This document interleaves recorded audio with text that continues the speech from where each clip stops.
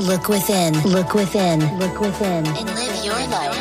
And live your life on the edge of two worlds. A reality where you find true understanding of who you are.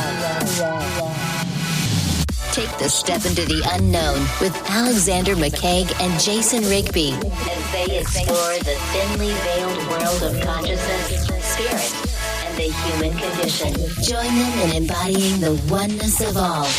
Walk the cliff's edge between the seen and the unseen realities. Welcome to High Density Living.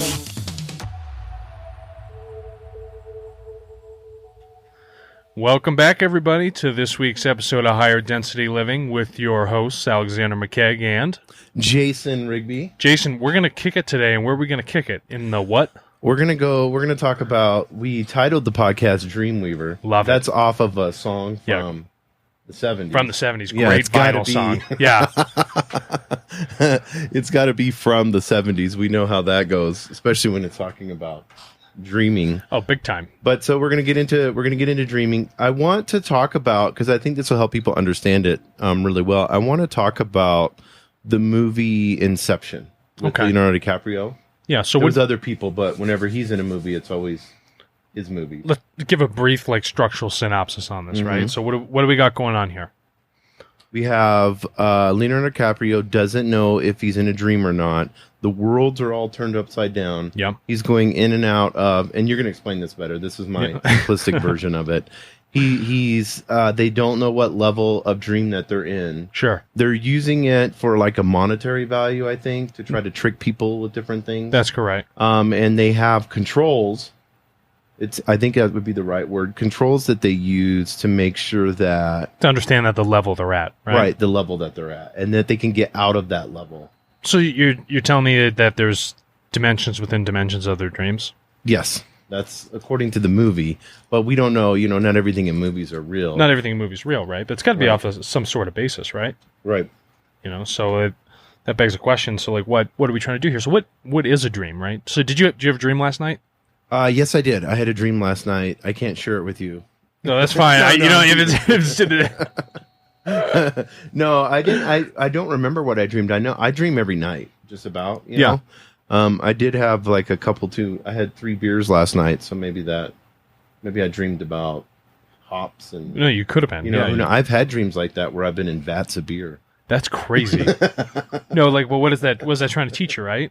So if we go back to the theme of our podcast, right? All is one, right? We're talking about the connectedness of things, right? So how is it that we're going to make our bridge today in this episode from the dream state, our physical reality, and understanding that all of us are all connected, right? All comes from one source, right? So how are we going to do that? So the first thing I want to look at is, let's start with my journey as an easy example, right? So when I first looked at dreams, I realized that, all of us dream, we all do it, and we all are either extremely good at our dream recall or rather poor at it because we don't put any weight to it.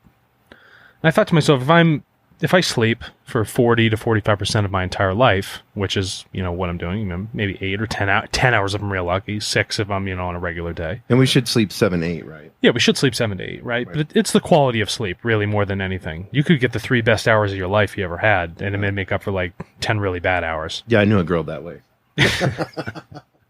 It's quality, not quantity, Alex. It's all about the quality.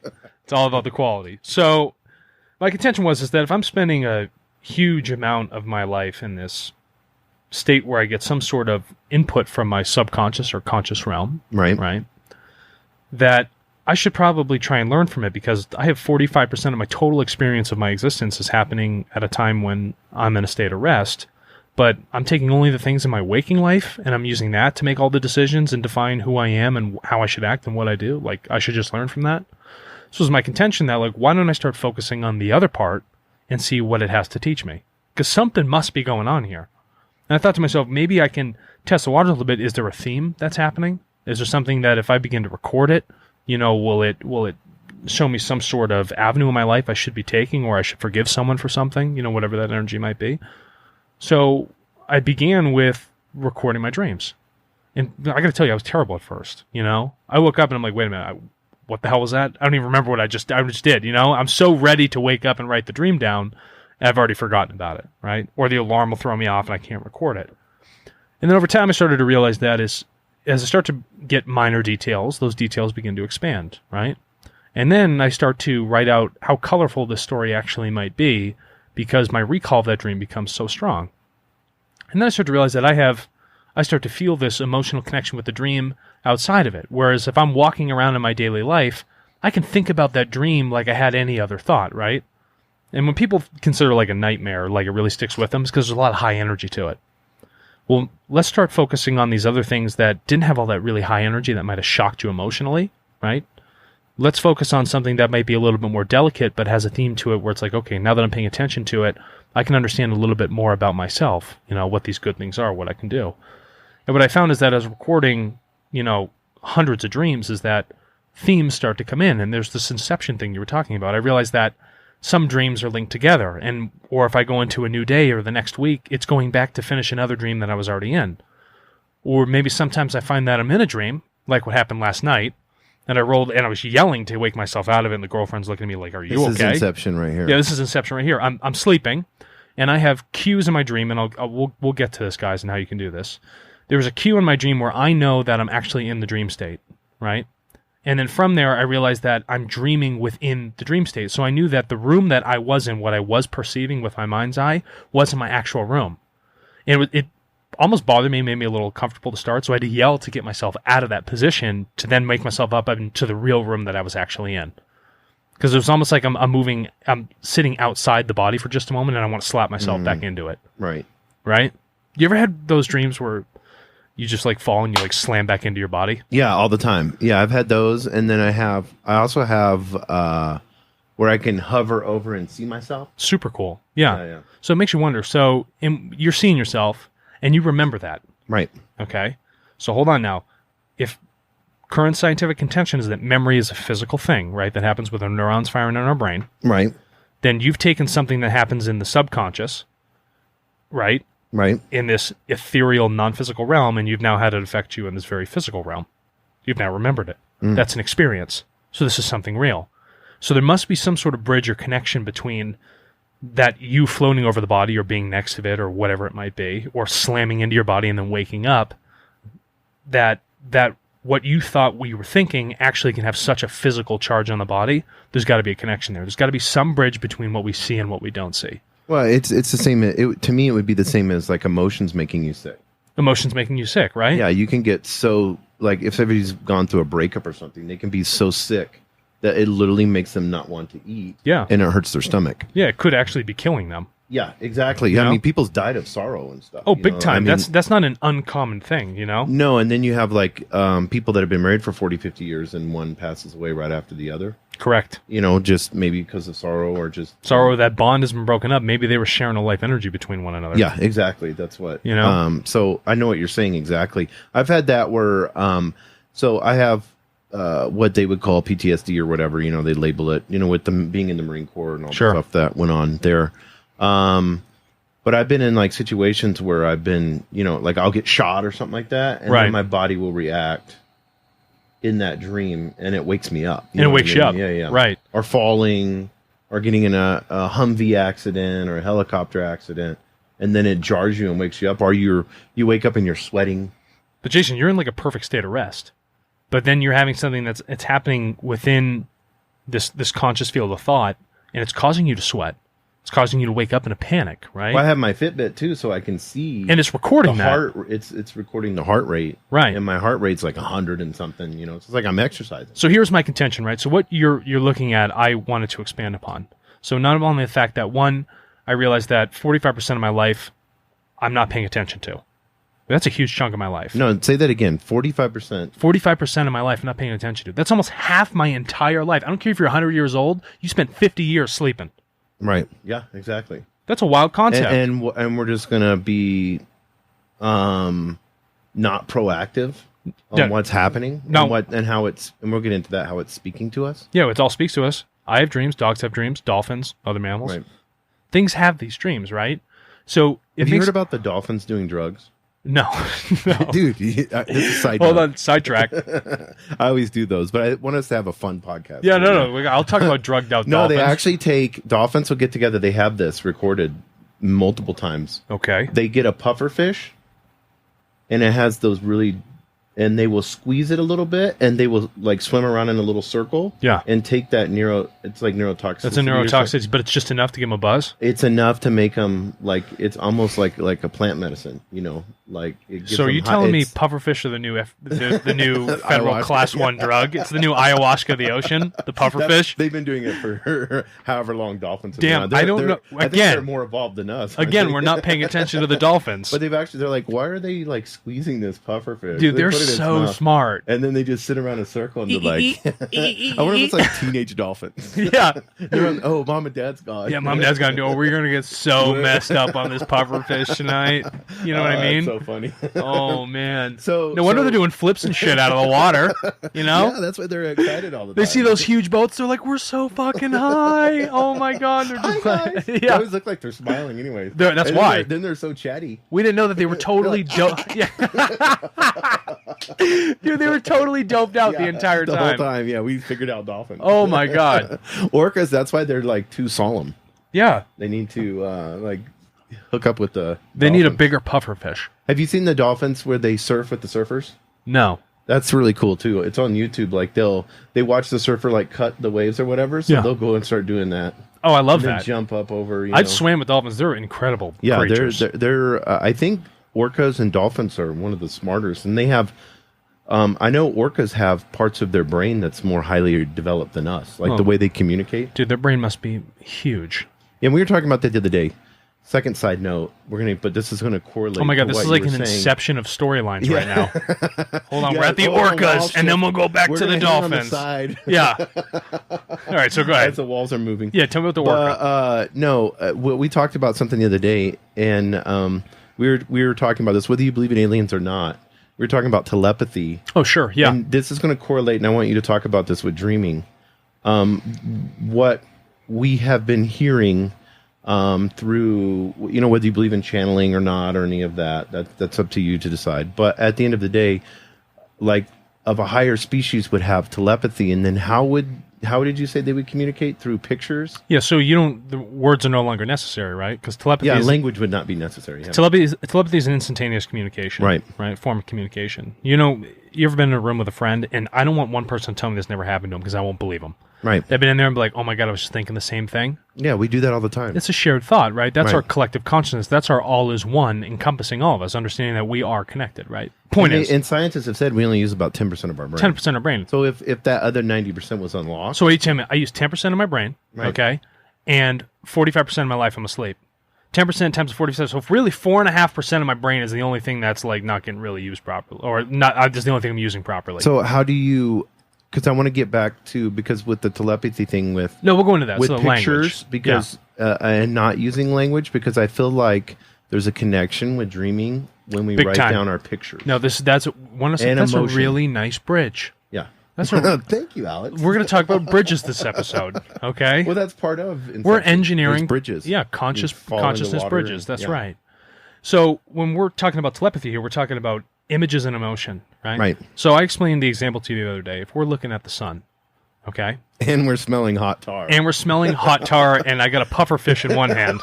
No, seriously, the roof next to the studio, they're putting like slapping hot tar on there. Oh, yeah. Thank you. It's literally like petroleum fumes. Oh, it's fantastic. I don't know if does it make you high? I may get more high.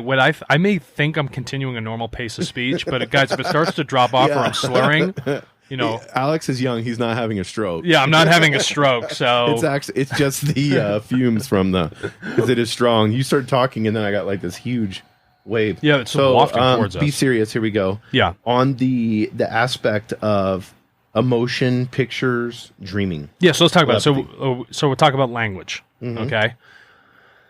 Language is no longer necessary if you start talking about telepathy, right? So if we're both looking at the same sun, all right? Right.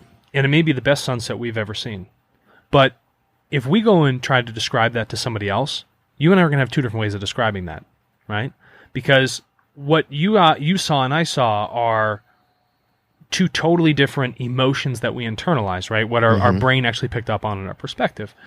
So when you're talking about telepathy gives you the chance to actually share that exact moment and that exact emotion, rather than using language which confines things to a box, right? There's a limitation of description. So when we're talking about the telepathy, that's that advanced step with using these images, this artwork, this color, these emotions, these sound to culminate together so someone can actually understand that moment. And whether you believe in higher beings or aliens or whatever, that is the way they communicate. Right. There's no reason to talk, right? So if you become so evolved, if you just look at it from a logical standpoint right now, words are limiting for us. Right. Right? I mean, look how long it takes to write out something. Oh my God, what a pain. Or to read. Or even to read. So imagine if someone just shoved a book in your head. Right. Right? If you could energetically understand the context of the book. Don't look at the book as in, okay, I need to look at the quantitative text format of the book. No. Books are ideas extrapolated over a series of pages and pictures and structures to try and get you to understand a concept. Right. What if you could instantaneously receive the concept? With the pictures and the emotion from the author. Absolutely. Now you got the telepathic book, right? So I feel like that level of consciousness could be in our dreams. Sure. Because when I don't remember like what I said as much. No. I don't remember the language part. Here's the bridge. Do you remember what you felt? Yes. Do you remember what you saw? Emotions are really strong, and it can be like me, in a spacecraft underneath the water. Sure. You know what I mean? And if you're really keen in your dreaming, you'll begin to smell.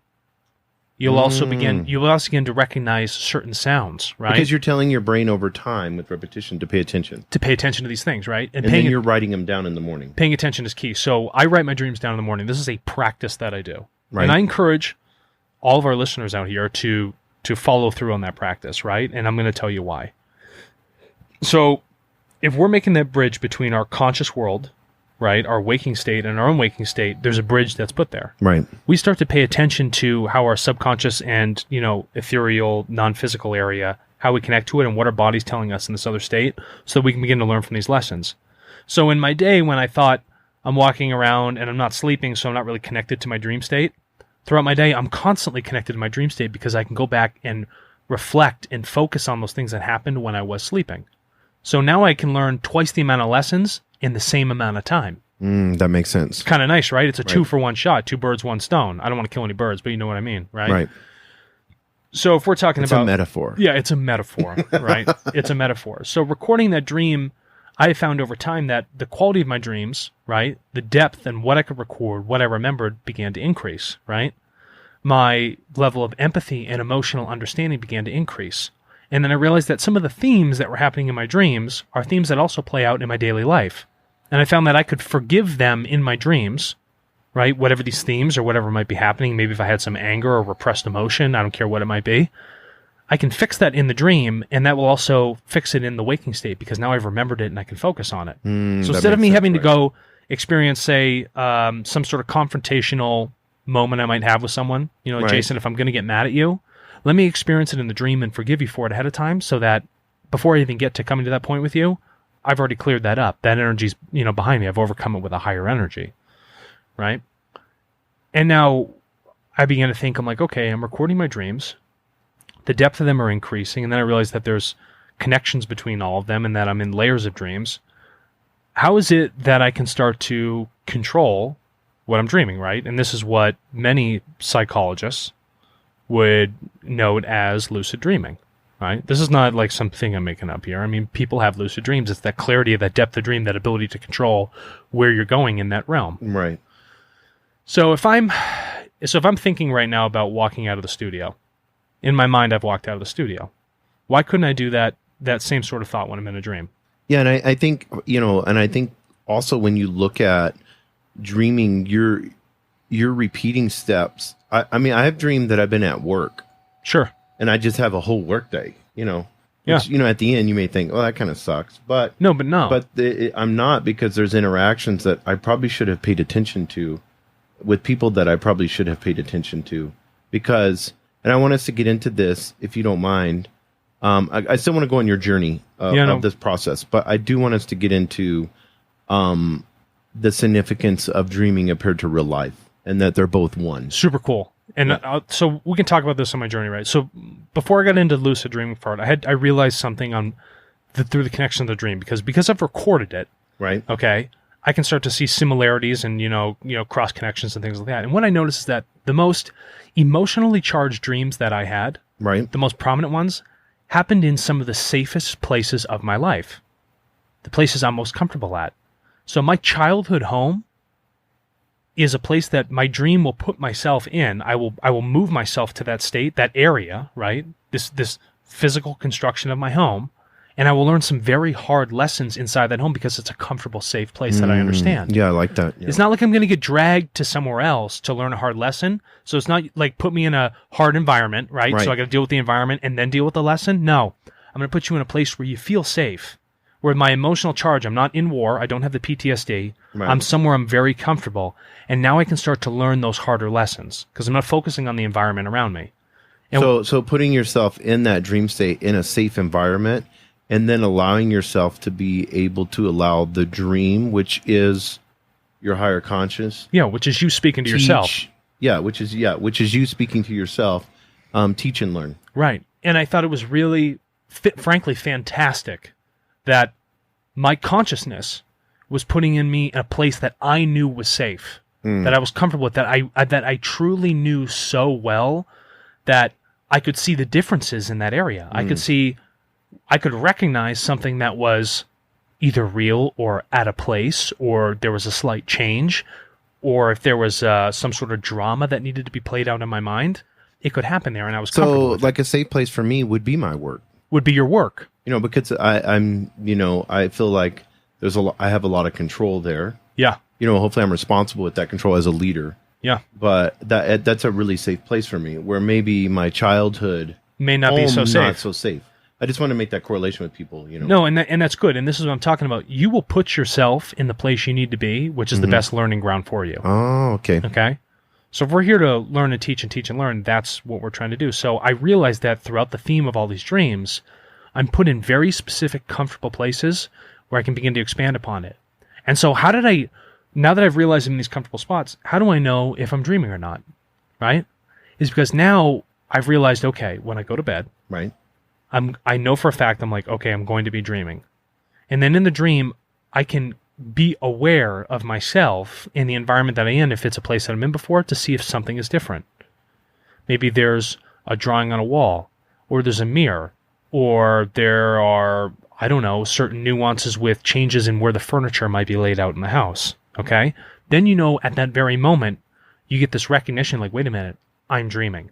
And this is a feeling you're going to have, and this comes with practice, right? Right. And then you start to move into the lucid state, where it's like, okay, I can control what's happening here, and I can see all the actions I have and how they're going to play out, and I can determine how I want to test it. So the lucid state you can be half conscious too. You can be half conscious, right? I've had that where I've been like kind of awake, kind of not. Right. Sitting on the couch, and then I have like a dream, No, and it's an easy place to be, right? And let me tell you why, because you're awake, but you also know you're sleeping. Right. So then if you can make that gap, right, that conscious gap to be like, okay, I can start to control this, you can do a lot of good with it, right? Imagine going to an area where you can test all these different possibilities, what the outcomes would be like, how it's going to happen, and then be like, oh, now I know what I want to do in my waking life. This may be the best option for how this suits me emotionally, physically, psychologically.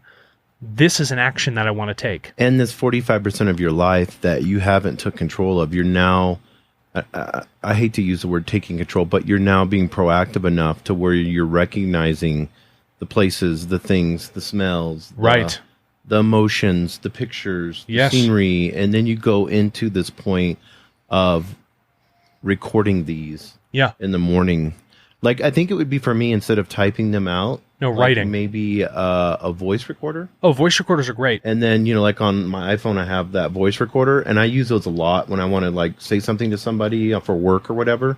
I found that works better for me to communicate than sit there and type out an email that takes forever. We'll talk it out. So I wonder if and then save those. Sure. Would that be an easier way to do it? Listen, whatever is best for you to record it. Right. The most important thing is that you're recording it. And you're telling your mind that it's important for you to remember the dream. Yeah. And let's talk about something here about the human physiological system. Your body is not a system designed to waste things. Right. Not one part of your entire body wants to waste any point of energy. It wants to use everything to the highest efficiency and always keep you in equilibrium. So why would your body or your conscious sleeping state, right, your consciousness, be giving you something that you don't need? Yeah, well, everybody always says, what's the reason for sleep anyways? But if you understand it as being that 45% of your life, that's extremely important. Yeah. That you're actually tapping into your higher conscious, because we have so many I want to use distortions during the day. Sure. Can you tell me what a distortion is? Yeah, you're going to give me your definition. Yeah, tell me what your understanding of what a distortion is. And then you can give me yours, because you'll do, I think, a lot better job on it than me. Distortion for me is anything that I know that takes me away from my ability to love, right? My ability to display, learn, teach the higher conscious. So anything that I get, like for me, let's say I get angry at somebody, that's a distortion that's happening. And that is causing me not to be at the vibration that I need to be at. Right. Which ultimately is loving all things, and all things are one. Right, and understanding that unity between it. So anytime I get into time, right, or I get into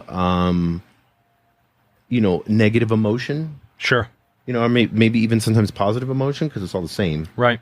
Then I'm allowing myself to. Could you use it? Be distorted? To be distorted, right?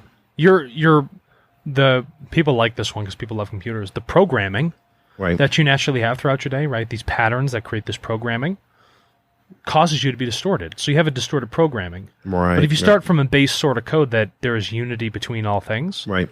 Anything away from that one single truth leads you to a distortion, right? Which means your perspective is saying that this is how the world and the universe is, when truly it isn't. That would be a distortion, right? Which would cause you not to love properly, not to understand, not to forgive properly. Like they would have those distortions. So you would want to do the things that drive it back to that thought of, okay, this is the unified, all is one. We all come from the same sort of place. This is the higher truth. That is the most undistorted view you could have. Yeah, because in that undistortion would be you would love your dog as much as you would love your girlfriend. You would love you. Yeah. Just as much as you love that mountain that you look at in the morning. Correct. Because all things are one. All things are one. So if you could be at that level where you, we have so many distortions in our life, but if you could be at that level where you love things 110% equally. Yeah. Or 100%, let's say, equally, and then you would have no fear, anger, jealousy, worry, stress. No, because in the total retrospective look, you understand that the only thing that caused that was yourself. And that's eighth dimension. Yeah. Which we'll get into that. We'll get into dimensions in a later episode. But so if you're talking about the body not wasting anything, this is a point where your consciousness come in and it can begin to teach the self, right? Right. It's self-teaching self. So imagine if your higher form knew so much better, but you're trying to learn these rules and these regulations on how you should do things here on this physical world. Well, then you got to start listening to it. So that 45% of my life has now become just another avenue, a new book about me that I begin to read and I can learn these lessons from, and I become a better person. And it's so funny because we always want to take all these supplements and we always want to do these things, and now they have this ability where we can go to the rainforest and we can take ayahuasca and we can have these, trip, we can have these UZs, which I think is important, these plant medicines, and get to a level. But in reality, we're experiencing that every night. Every single night. Every night you're going to a place. I'm acid tripping literally every night. Yes, we all are. No, we all are. And the thing is, do you want to pay attention to that acid trip? Right. But people think I can only invoke something like this if I'm taking some dimethyltryptamine, some DMT. Yeah, we have this whole idea in Western medicine. We have to inject, take a pill, do something to invoke something. But again, if we go back into the unification idea, that idea that all is one, well, you already have everything you need to get to that state. It's just how do you, instead of harshly driving yourself to some very elevated level using a plant substance, why don't you slowly bring yourself up to that platform, right, where you can lucid dream, be in that DMT sort of state all the time, right? And that's the difference. So what I found is that recording my dreams has taught me a lot about myself and themes I need to do, or even, precognitively things I should be doing, right, or things that are going to happen. Maybe I see them ahead of time. Right? And so people might be wondering, well, how do you make the bridge between, if everything is one, well, how do you prove that if you're in the dream state? Well, do you ever recognize faces in a dream? Do you ever put people in the dream? Mm-hmm. And their energy matches exactly how they are in real life, right? How they look, the way they walk, the way they talk and act, it's all the same in the dream. But they're not actually there, are they? No, but their energetic self is. So, but are they actually here in what we think is real life? Right. So, and that makes me wonder, right? So, if we in a dream state all have the ability to put people in places inside this world, right? One that we can actively create, what people would call the imagination, but what I would call reality. Wouldn't you say that that is the real truth? That's the energy of the person. That's the energetic imprint that they have left that you're connecting with. Yes. It's that. Exactly. It's that. What you thought was somebody else in the dream is really everything happening in your own consciousness. So you have to be connected to that energy of that person somehow. Because we can perceive people. You can perceive somebody totally different than I perceive them. Absolutely. But what is truth in that? We're both perceiving them, right? Right. That would be the truth, right? And we're both perceiving them in our minds. So whether or not I'm sleeping or awake, it shows that there's a unification between both of us. Right. Because, whether you're a Gestapo agent and you're viewing Hitler as being the greatest leader of all times, and you're all in and thinking he's amazing, and then we're looking at him and, like this guy's a dictator, ruthless, But at the end of the day... A lot of choice words, yeah. Yeah, but at the end of the day, both are right. They're both exactly right. People. And it's a tough pill. Talking about taking pills, that's a tough pill to swallow. Mm-hmm. It's to understand that there's a time and a perspective for everyone to learn, right? Right. And depending on how they view that distortion of perspective, they may think that is the truth. But what you really have to see is that we're all connected with that energy somehow. We all made choices throughout our lives to drive Hitler to get to a point to come into power. It's not like the guy just showed up and was in power. No, there was a bunch of people, groups of people making choices to support an individual, right? So there's a conscious thought, there's a collective idea or identity that puts that person where they need to be. Whether or not they're good or bad, that's not the idea at the time. There was a large group that thought that was good. So again, it's a matter of perspective, but either way, there is no good or bad, right? Because if you're talking about a total collectiveness, there's a balance between things, and that's what we're looking for. Balance. That balance. And in my dream state, I look for that balance. Like the yin and the yang are... That's exactly right. Where things are no longer... You're not worried about the black or the white. You're worried about the gray, which is the balance in between both. And that's what we want to be. We want to be +1, -1 at the same time. Like a Duracell battery. I think we can see patterns of that throughout the universe. Oh, everything. So, yeah. No, literally and everything. When from it's most balanced. Quasars, pulsars, the universe itself, how much material mass it has in it. Right. From the physical to the non-physical vacuum, the quantum realms. Everything balances itself out in equilibrium. Our bodies.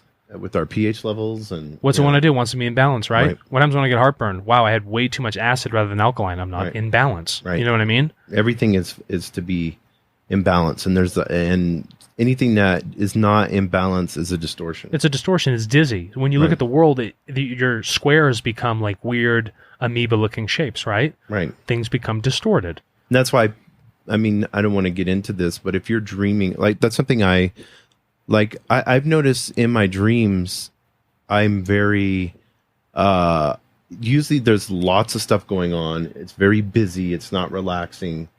There's a lot of fear. Sure. I would say that's probably the theme of all my dreams.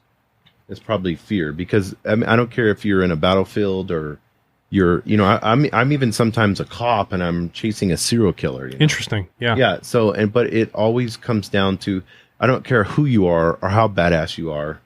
You're going to be fearful when you're put into situations where those levels are high. Do you want to know why? Because it's you knowing yourself. It knows exactly where to put you in the highest form of learning. Yeah, because I'm always chasing a bad guy. You're teaching and learning and teaching yourself at the same time. It's an incredible state, right? Right. It's that 45% of our life that is truly one of the best educational resources we can have.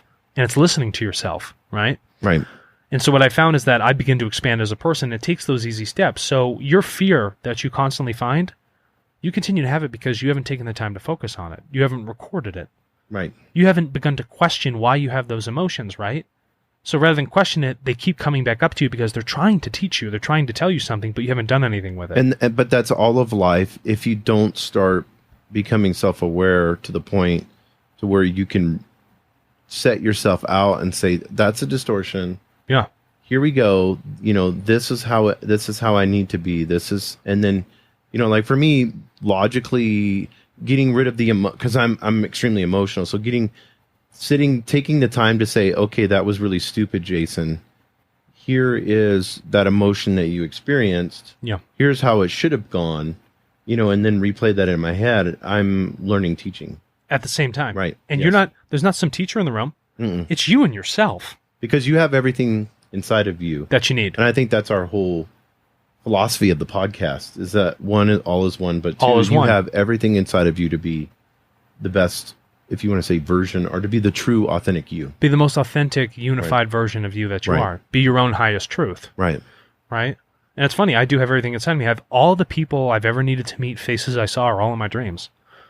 Everything I need to teach me what I need that needs to be taught or learned is all right there for me. So without getting into detail, because we don't have to be personal, Alex, but what patterns, when you started recording these, what patterns did you start seeing? So some of my most interesting patterns were specific individuals within my family. Only specific ones. It's not the entire family, right? But very specific ones. And then I realized that specific individuals of the family showed up in specific environmental themes.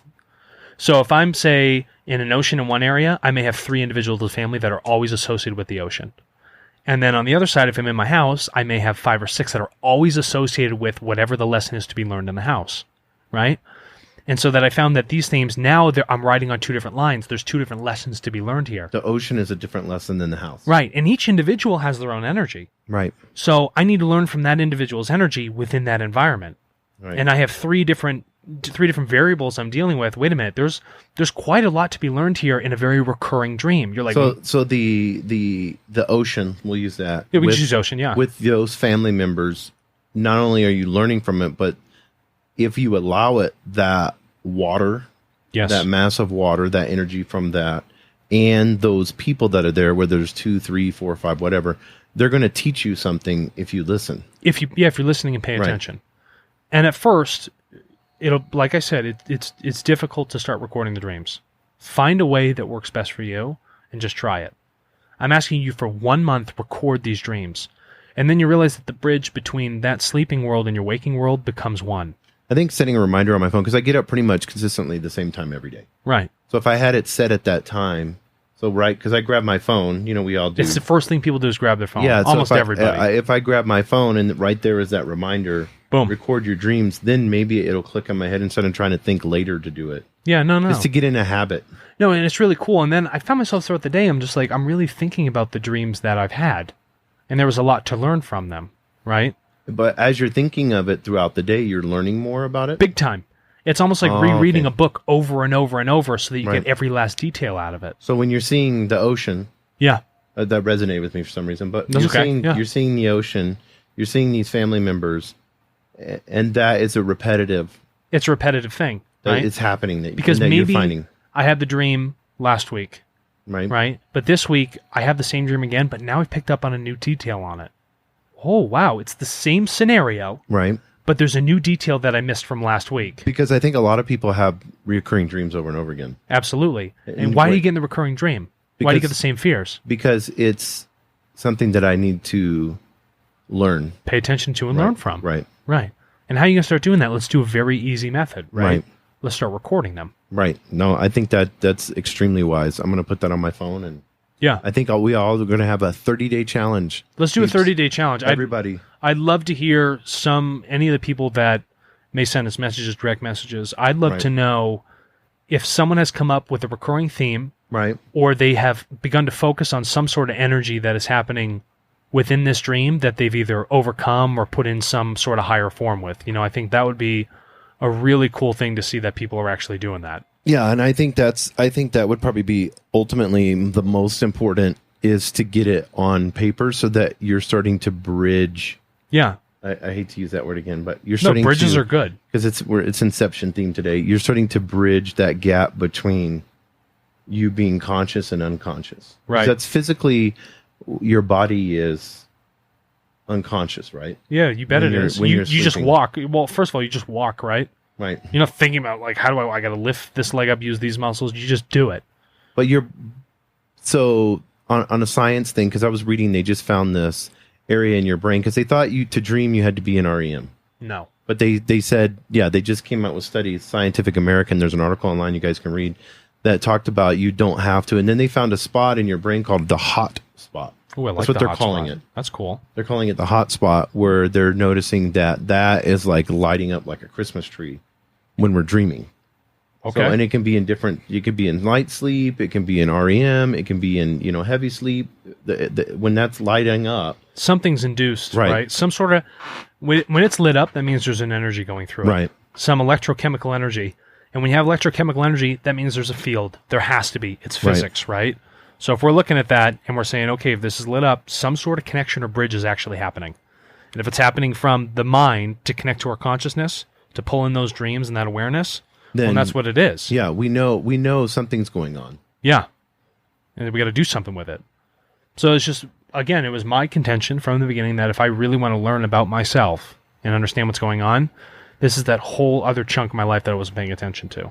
No, I think that is hugely important. Imagine it's like being asleep for 20 years and right. Well, what happened? Did you at least dream? You know what I mean? It's like when people come out of a coma, what were you dreaming about?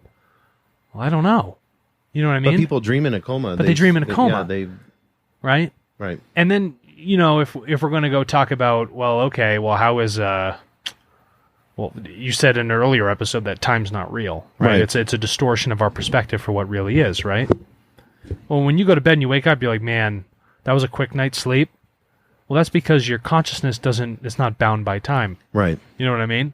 So when you're dreaming, the timeline is either highly accelerated or decelerated. You can choose how long you want to be in that dream state, But I think whenever we're looking at dreaming, I want people to understand that there's not a separation, because this whole idea of this throws us on this whole, like entrepreneurship and you can only sleep 4 hours a night or whatever.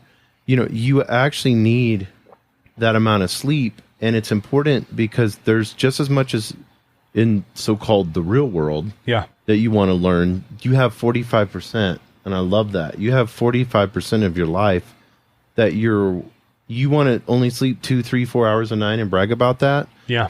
Well, now you've done all kinds of crazy stuff physically to your body that's harming. But at the same time, you've just deprived yourself of a huge part of learning.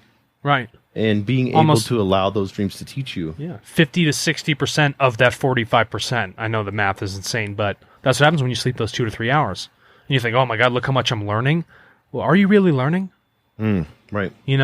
To me, it sounds like you're missing out on a whole hell of a bunch that really is you. Yeah, especially if you're eating bad foods and cognitively you're not there. And if you're an entrepreneur, and you're not present, you're trying to be on top of your game. You're trying to be the best absolute person, right? And you're trying to sell products or services that are supposed to help us evolve, bring us forward in society. Well, how are you supposed to sell me a product or service if you really don't know about yourself? Yes, exactly. Why would I buy something from someone who truly doesn't even understand who they are? Yes, and I have found that, especially in sales, the more that I love sales just for the simple fact because it really reveals a person. Big time. Big time. People don't get that connection, and I don't want to break off into that. But at the end of the day, if you're being genuine and honest, and you're being genuine and honest with the person that you're making a transaction with, then that's going to resonate a lot more than the guy that's just coming in there that has his presentation. It's all about his company. It's all about his money that he's going to earn off of you signing this contract. Yeah.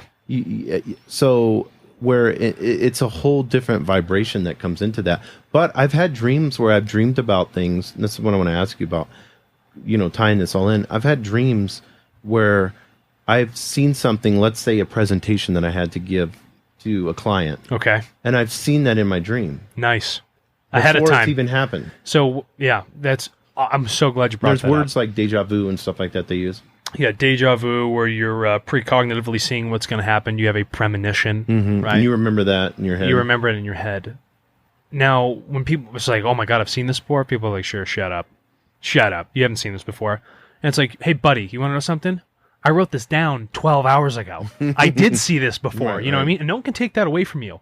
And then you start to trust yourself in what you see. Because there have been many a times, okay, I've gone through and I've had a dream and these events have happened and I've written them down, and that same exact thing has happened. And no one can deny the fact that I wrote that down and logged it ahead of time than what actually occurred in the daily waking life. Yeah, because you have it written down. Right. And at first, it began to shock me, and I was getting I'm a little jazzed. You know what I mean? Right, I'm psychic, right? and then I started looking at it. I was like, wait a minute, this is just a natural thing that we do. Yeah, everyone has that. But I've been but now I'm paying attention to it. Right. So imagine if we were all doing that, and then like, shit, I wouldn't be making half the choices I should be making because I've seen what happens ahead of time. You know what I mean? Right, exactly. Oh my God, could you imagine how much we'd learn if we were all started recording our dreams?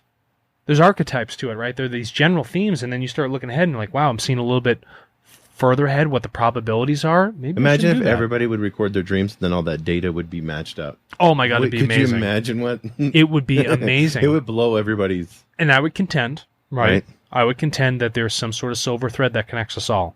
That we're all sharing some sort of general theme throughout all of this. You'd have to guarantee that there are people out there in the world. I don't know how many, 8 billion of us or whatever? Yeah, 7.5 or something. Yeah. So there's a lot of people. There's a lot of people that people are dreaming the same exact dreams. I bet you there would be. That would be wild. No, it'd be wild. That would be a written demonstration of collective consciousness.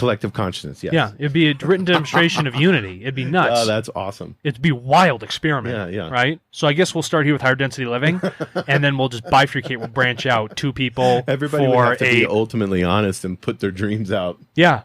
Or even if they begin to lie, it's not like everyone's going to lie. Well, when it's like, well, last night was an amazing dream. I slept with Bill's wife. Yeah, exactly. Yeah.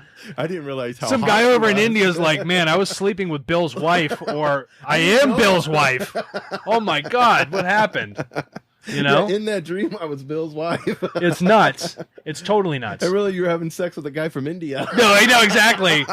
Whoa, that was way better than I thought it would I can't handle this higher consciousness. Yeah. I got to back out of this for a bit. I got to take a break. Could you? Yeah, that would be awesome. Well, then at that point, you start to realize the energy of the female, right? Oh shit. Oh, then you really got a perspective. You say walk in her shoes.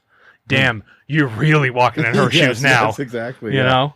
We have to get into that. I think on another podcast where we talk about the different energies, male. We have to. Yeah, most definitely, because that plays out a lot to how we design things, how the world is kind of set up. How we continue with that perspective. But when I've noticed with dreams, the 2 main themes I've really noticed is art and creativity for yourself. Yeah, but it's. That's what I like in my dreams. I can really pay attention. Things are more vivid. Right. The world looks more colorful. There's a lot of limits that, by like natural law limits, like gravity, next thing you know, you're jumping onto another building. Yeah. I'm jumping around, floating, and just like, I feel free. But I think in a lot of our dreams, and those are 2 things that we love. Like as a human species, we love creativity. Yeah. And we love this ability to be able to, but are we creating in those dreams? Are we creating this creative world? Every time. So it doesn't, when we do a painting, paintings take a while, right? Right. Skyscraper. Did you just picture one in your head? Mm-hmm. How long did it take you to paint that in your head? 2 seconds, yeah. That's my point. Not even that. This is my point. So when you're asking me to create a dream world, right? In my consciousness is creating this thing when I sleep, it can do extremely detailed things very quickly. I could do a painting and I could watch myself paint something. Yeah. In probably 30 seconds. Isn't that amazing? Yeah. Time's not an issue, right? Those are your thought forms, right? Right. And those thought forms are energetically charged. They have an effect on you. Right. If I create a beautiful painting in my head, I see it, I'm pretty happy about it right now. I just took something from my imaginary dream state, and now I'm physically affected by it. I feel pretty good. That's amazing, right? That's that bridge that we're doing, even if I'm painting a bridge. So whenever you say I'm not a painter, that's a bad sentence to say. Of course it is. Everybody's a painter. Everybody's a painter. Everyone's a painter. Or right? I'm bad at math. Right. I say that a lot. I'm bad at math. But that's not a good statement to say. Because frankly, it's a terrible statement. Right. Everybody has the ability to be good at math. They are good at math. It's a choice of whether or not you want to pay attention to be good at math. Right. Right? Jim, here, I'll give some pertinent examples. In my dreams, right? So, I've had dreams where I'm playing piano like Mozart. Like, phenomenally. Right? I can't read music for shit. Right? I played instruments, but I can't read music. I have the ability, this muscle memory in my body to play beautiful music. I can play some, like, fantastic. And you can watch your fingers on the keyboard, and that's probably, if that could be recorded, I guarantee you it's accurate. Oh, absolutely, right? And I've played beautiful classical piano music, and my hands move like I've been playing piano for 35, 40 years, but I haven't. You know what I mean? Right. and I've recorded it as proof for myself that I can do these things even though I can't read music, or but in your dream you're reading music. But in my dream I'm doing it, and it's so fluid, and it feels so natural, and it feels so good and liberating, right? So in that world, which is just as much as a reality as this world, I've carried the energy of that world, and I'm actually playing the piano. You play the piano. Yeah. And I love playing the piano, and my hands play it extremely well. You know what I mean? Right. And I'm like, what the hell? No one's professionally trained me to do it, but boy, can I really do this well. Right. If I could read music, that would blow my mind. But I think at the end of the day, that's the same as your dream state is the same reality that is in real life. It's a shared reality. Right. Right. And then here's another example, right? And I can share this with everyone. I was sleeping one night. I have no specific faith. I was brought up Catholic, but I don't abide by it. I don't go to church, none of that. I can appreciate a good-looking stone church, though. I'll tell you that. Yeah, I like the idea of community coming together. I think that's cool. Mm-hmm. Okay, we're all focusing on one goal, dogma aside. But I'm sleeping, and in my dream, I am reading and speaking Hebrew fluently. Never in my life have I even thought about Hebrew. I didn't even know what it looked like. Were you talking to people? I was talking to people. I was reading books. So how does that even happen? I don't even know how that's in your brain. No, it's not your brain. You think it's the brain, but that's what I'm saying. What a person would do, because they're thinking right now, like that. Yeah, that is true. I've had things where I've done them, and I'm like, how can I do that? How can I do it? I've had dreams where I'm flying helicopters and flying planes. I mean, you're a pilot, right? Yeah, I love flying. But at the end of the day, I don't. I try to put me in one right now. In this world, I guess you would say. Yeah, it's a tough gig, right? Right. But you're so fluent and natural in it in the dream state. And because I've been recording my dreams and a series of things happen, I rolled over in the morning, the sun's beaming through the windows, right? This is when I'm back in Massachusetts. And I'm looking at the girlfriend, I was like, Amanda, and she's like, what? I'm like, I was just reading and speaking Hebrew in my dream. I'm like, maybe I should learn this. So I downloaded I don't know what the apps is called, like Drops or something like that, and I'm on it, and I took to Hebrew like a fish to water. The alphabet, everything about it was so comfortable with me. It was like when I sat down at the piano again after the dream. Right. And then I realized these are energies I need to follow. Regardless of the religion that comes with it, nothing. It's like I'm just interested in the language itself because something about that resonates with me. It resonated with me in a dream state, and then it brought that feeling, that free-spirited, like liberating feeling to my physical world. I need to follow through with that because it's teaching you something, right? Big time. And then now it's time for you to learn. And now what does this also do? This opened me up to a whole new culture of people I've never experienced. Right. The Jewish culture is a very tight-knit culture. They're, when you're in and you're talking with everybody, man, they have their thumb and pulse on literally everything, and they're very welcoming. And when I have something to share, a bridge, okay, because we like bridges in this episode, that common bond to bring myself across to them is like something fantastic. So as what originally perceived me as an outsider to their very close-knit community or group, I'm now a part of, And that gave me a whole new experience. I get new friends, new people, I get to go new places. I get to learn about this world more than I would in the first place. Why? Because I had a damn dream about it, and I wrote it down and figured maybe this is something I should pursue. Especially if you're having this repetitive dream over and over again. Absolutely. Then it's like you have to pursue that. I got to pursue it. And guess what? I haven't had a dream since about it. But I feel like I'm doing the right thing. Right. I'm following my gut on this, and it's saying, you know what?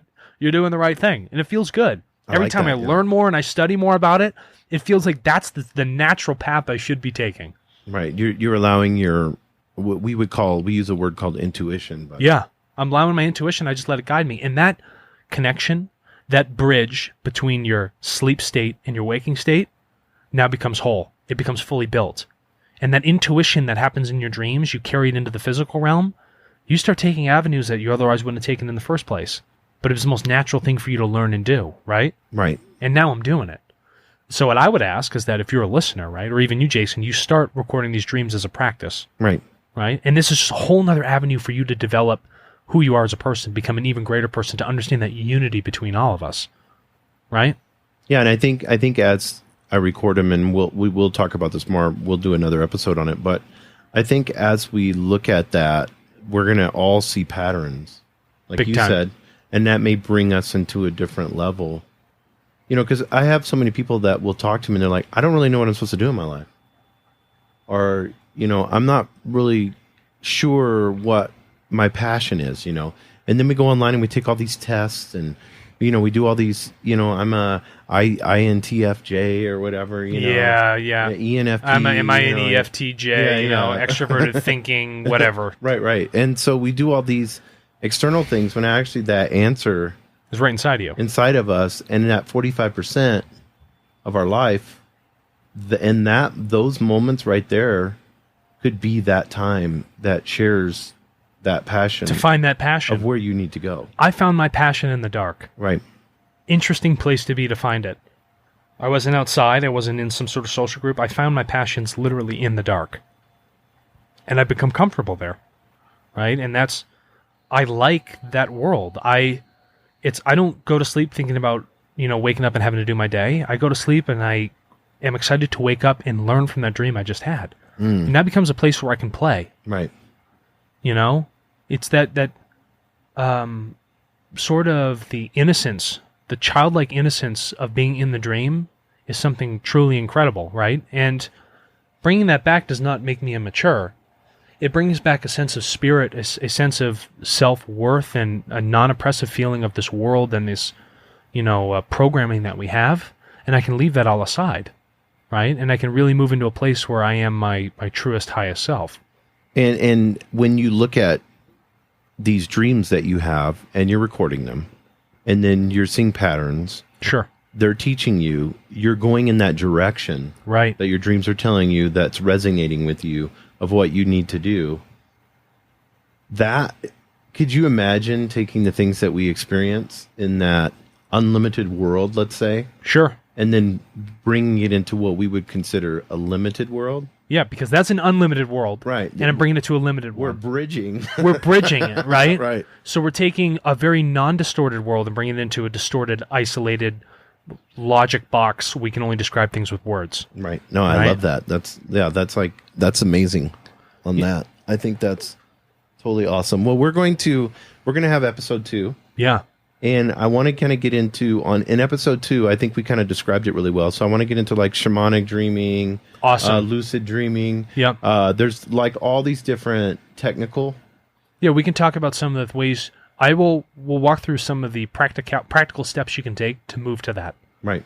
I'll show you some cues, what you can look for, and what it all kind of means. And I want us to kind of break it down step by step. Right. We talked about your journey. Thank you for sharing that, Alex. Oh, no problem. It was awesome. Well, that's why I'm in New Mexico. Yes. No, in all honesty, I could show you the logs. I'll show you that I was dreaming about New Mexico and moving here. Here now. Yep. Guess what's happening out? I'm sitting here at this podcast and we're chatting it up. In a studio. I guess everything's working out. We're going to put this out to the world. Yeah, that's exactly right. We got a website going, and we got social media assets going. Finally we got the all logo figured out. Logos figured out. We're recording video for everybody to watch. Yeah, I mean, it's going to be it's as we progress and move forward with higher density living. I think it's going to be awesome. One of the things that I do want to share is as we move in this direction on Instagram Live and YouTube, and we're getting the website up. It's not just going to be a podcast. No. We want to, and maybe you can share this before we're done. We want to, and close this out, we want to help. Yeah, we want to put together a structure where, as you and I are fluidly teaching and learning from one another and the journeys we've had, let's put a structure together so people can start to find their own journey. And that's what we're going to do with Higher Density Living on the website. You're going to find the tools and the resources you need so that you can move yourself through that journey. And you can begin to experience what it means to be in full unity, to understand the self and the other self, to understand that all is one. And you're going to bring yourself there. No one else is going to do it but you, but we'll give you every tool you need to get there. That's perfect. Well, thanks, Alex. Appreciate it. No problem, Jason. Bye. Look within, and live your life on the edge of two worlds. A reality where you find true understanding of who you are. The learning is done. Become the teacher in embodying the oneness of all. Walk the cliff's edge between the seen and the unseen realities. Become a higher density being. Please go to www.higherdensityliving.com.